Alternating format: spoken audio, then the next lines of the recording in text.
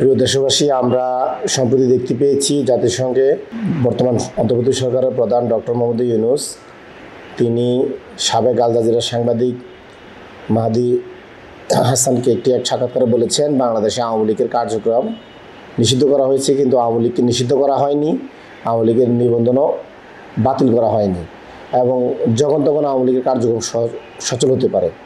আমরা ডক্টর মোহাম্মদ ইউনূসের এই ধরনের বক্তব্যের তীব্র নিন্দা জানাই। আমরা মনে করি আওয়ামী লীগের কার্যক্রম আবার সচল হতে পারে। ডক্টর মোহাম্মদ ইউনূসের এই ধরনের বক্তব্য সরাসরি শহীদের রক্তের সাথে অবমাননা এবং জাতির সাথে বেইমানি এবং বিশ্বাসঘাতকতা। যেই ফেসিবাদী দলকে পরাজিত করতে এবং বিতাড়িত করতে দেশের ছাত্র জনতা জীবন দিয়েছে, 2000 ছাত্র জনতা শহীদ হয়েছে এবং 30,000 ছাত্র জনতা পঙ্গুত্ব বরণ করেছে, সেই দলকে তিনি শুরু থেকেই নিষিদ্ধ না করে ছলছাত্রের আশ্রয় নেয়। সর্বশেষ তিনি বললেন আওয়ামী লীগের কার্যক্রম নিষিদ্ধ হয়েছে।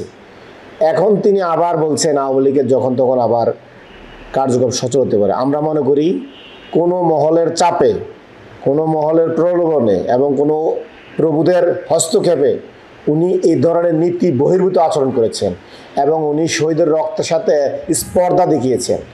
আমরা মনে করি উনি যে আগুন নিয়ে খেলা করছেন, এই আগুন নিয়ে যদি উনি ওনার এই খেলা বন্ধ না করেন তাহলে বিপ্লবীরা আবার রাজপথে নামবে এবং ওনাদের পরিণতিও হবে শেখ হাসিনার মতোই।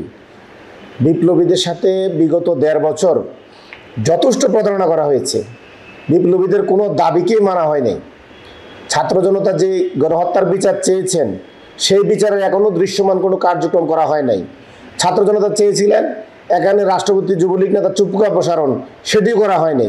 ছাত্র জনতা আওয়ামী লীগ 14 দলকে সরাসরি নিষিদ্ধ দাবি করেছে, তাদের বিচার দাবি করেছে, সেগুলো করা হয় নাই।